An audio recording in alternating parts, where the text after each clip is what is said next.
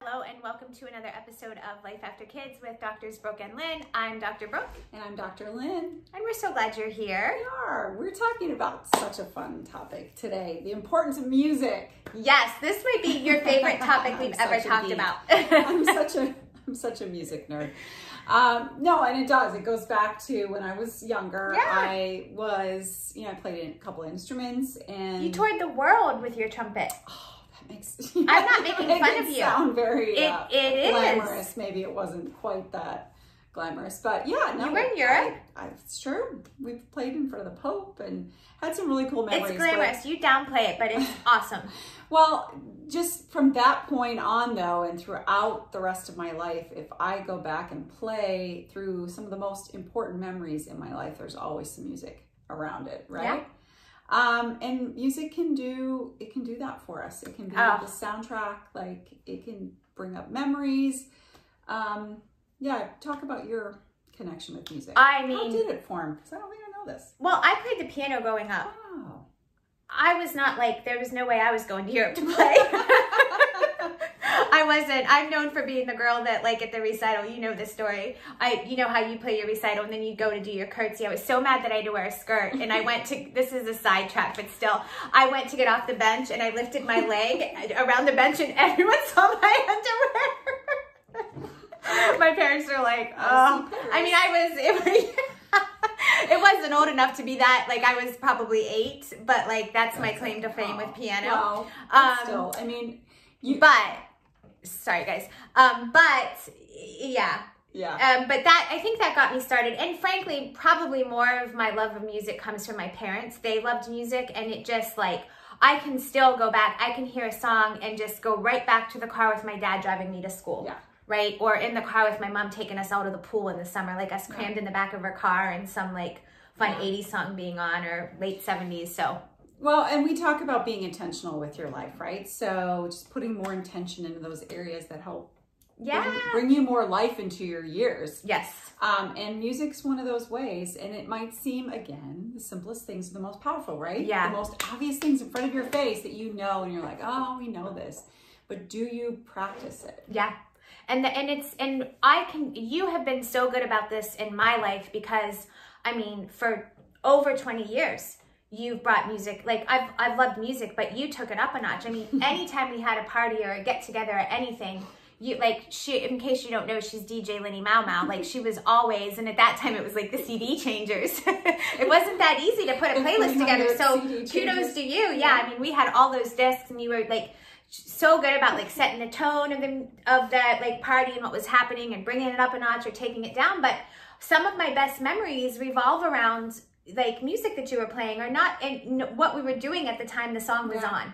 Yeah, well, because if you get really granular about it, I really feel like music can dictate it sets the stage, and it can dictate your emotions. So if you're having a bad day, turn on a happy song. Like, it 100%. helps to play in energetically. There's something to music that can just help flip the script, you know? Absolutely. And by the way, one of the ways to put your nervous system in a calm state, I've talked about the vagus nerve in our webinar and some other things, but the vagus nerve is a nerve in your body that calms you down, but a simple way to stimulate it is by singing. So now when you play that song and you sing to it, you're in the shower, you're in the car by yourself, whatever, you're having a bad day, it's guaranteed to pull you out of it to some extent. I mean, I can't tell you, like, the times that I've been in my car and feel a little off and just by myself crank up a good tune. Yeah. And on the flip side of that, if you're having, like, you need a little bit of a cathartic moment, at least for me. I almost screwed up. You're going to laugh at me again. I'm stumbling over my words, guys.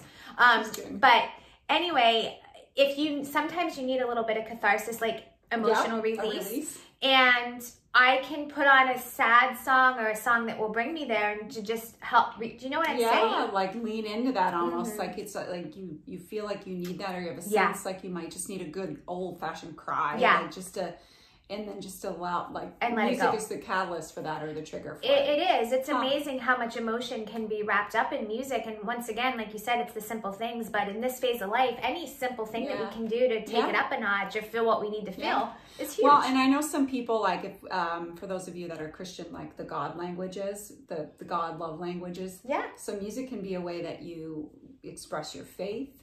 Yes. It can be a way that you connect with your kids. So, you know, I don't love rap music. It's not my first love, but I've grown to like it and get more familiar with it. And my daughter and I will listen to some songs, and it connects us now because I can sing along, and we, you know, open the sunroof, and you're speaking the same language. We're speaking the same language. And I know some people that are struggling with their teenagers. I mean, that's a great place to start. That's a great place for common ground. That's such good advice, and that is a great place to start. It's a good way to have a small connection, right? Anthony has turned me over to country music.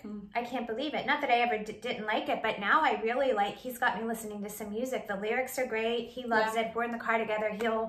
He'll blast it, and I like that. I've shared with you guys about Andrew and the Marvel movies. They have some great soundtracks.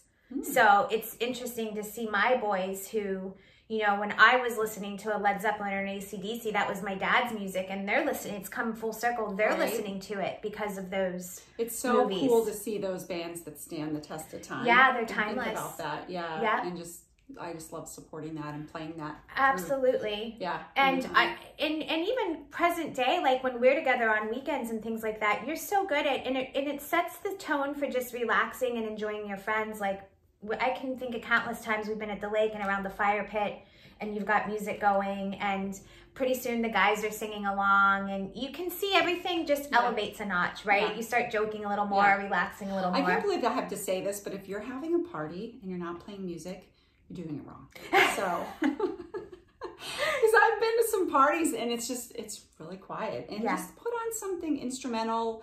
Spotify's got like background music if you don't like the loud noise, but yeah, you gotta have music. Yeah, it does. It can bring it up or it can bring it down.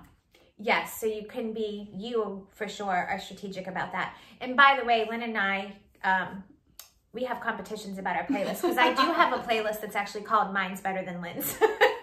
Or it's better than Lynn's. Yes. Remember when I put that together, Lila like that. Oh, I hit the window. But music is a big deal for us. And it's kind of the soundtrack for our friendship too. That's one of the ways you and I bond. Yeah. Because we kind of are like old school with our music too. We like some of the more classic things that maybe others wouldn't like. And what an easy way, like again, goes back to being a bridge. So maybe you have a friend who you don't have a lot in common with, but you have to spend time with them. Like, music's a great bridge to help bring people together, and it's just a way to, you know, turn on 100%, take the talking out of it, turn on some music, and just jam out instead of having to sit there awkwardly. Or, that's great. And the other thing here before we wrap, because this ties into music too, like if you haven't been to a concert in a while, which I had not been, and we went to Hall & Oates last year. Don't make fun of us. It was an amazing concert. They were awesome. But that's the first time I'd been with just the pandemic, and then the kids, like we just weren't going to concerts. And I grew up with my parents taking us to concerts, so that was always like inbred in me. But go, because that was one of my goals for the year, was like I wanted to make sure I went to 3 concerts, to just bring more of that into my life, because we had so much fun. Yeah, we did. And it was, it's just bring the music out of you, right? So it's just an allegory for what we talk about in life. Like, how can you get more music in your life? How can you get more music outside of you and give it to the world, right? Am I stretching that? I don't know if I am, but and so to that point, if you played an instrument and you loved it when you were a kid, if you loved the piano, get back to it. Like, if it was a joyful activity for you, chances are it's going to be that, and even more now in midlife, when you can go back and rediscover that. Yeah, and to some extent, that's probably a bit like riding a bike. I mean, there's going to be a little probably more that you need to do, but I'm sure it comes back to you. Yeah. Even on a subconscious level, it's there somewhere. Yeah, it's such a great way to spend time. I need to do it more. I do it, but again, every time I do and I sit down at the piano or whatever, you know, I'm playing music, I think, like, what a much better way to spend my time than to, you know, channel surf and not find anything good and just stare at a screen. Yeah, and we've talked about creative outlets. To this point being like an emotional release and so important to emotional mental health, and music can be a creative outlet there too, you know? So that is also a good point. Do you have any song that I'm putting you on the spot here because we didn't think this first, like something that has like a special memory for you, or well, anything Billy Joel sings. Yeah. Well, that was your wedding song too. Yeah. I don't know. I just picked him early on. And I love all genres, so Yeah, please you don't do. stereotype me Yeah. from that choice. But because I'm cool too. But yeah. Billy Joel's cool. Yes. And like I just like old music as well. Frank Sinatra and right? Like So good. Yeah. Fleetwood Mac. Oh. I know you love Fleetwood Mac. Oh, she's Stevie Nicks is Yeah. great. I can remember specifically, like, I can take myself right back. This is the thing for me about music. And I can be in that moment and I can like smell the smells of the moment and just like how I was feeling. But there's a Dave Matthews Band song that was playing when I remember like hot summer day, moving back into college, into undergrad, and just takes me right back to that feeling. Yeah. Like Dave Matthews, I felt like was like the story of my college, undergrad.